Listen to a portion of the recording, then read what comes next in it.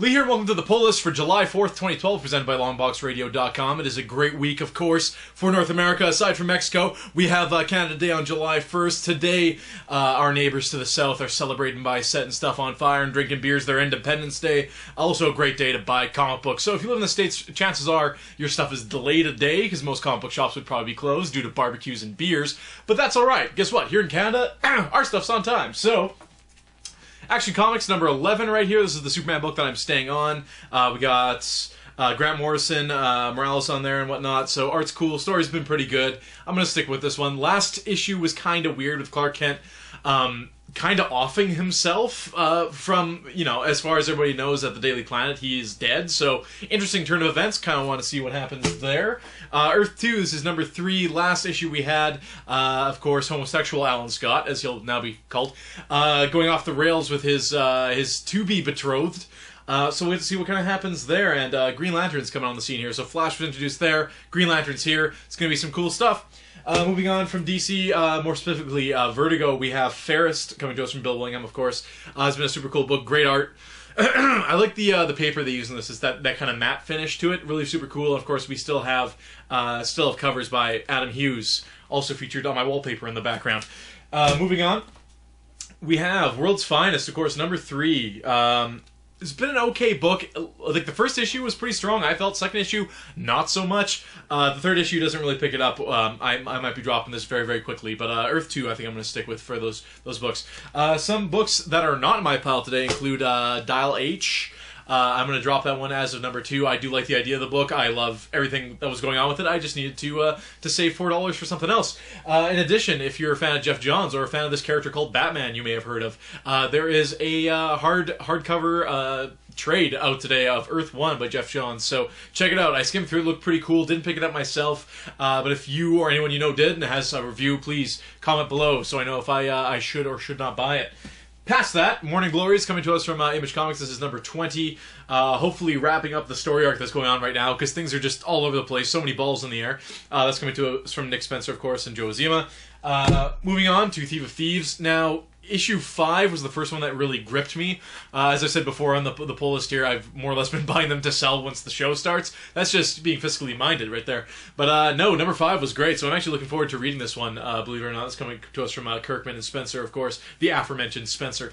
Going over to Marvel, we have The Amazing Spider-Man 689, and I loved last issue. The Ends of the Earth I could take or leave, but last issue I felt was one of the strongest Spider-Man issues of the year. Bringing back the Lizard, we got Michael Morbius hanging out and whatnot, obviously, on the front there. Lots of cool stuff going on right now. Keep it up, Dan Slott. We're going to revisit this later, and I'll tell you when. Avengers vs. X-Men, number 7. Alright, so we have Matt Fraction writing this particular issue.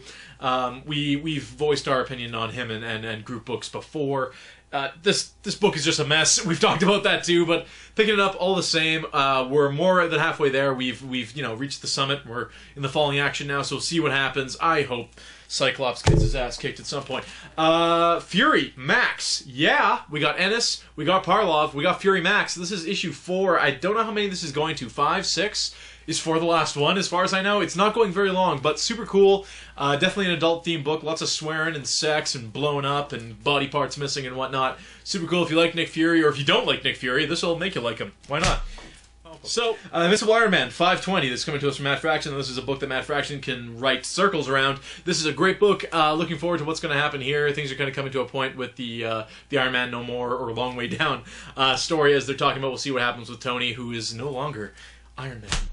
Moving on, Punisher. I might drop this very soon, but it's coming to us from Rucka, of course, as it has been for 13 issues.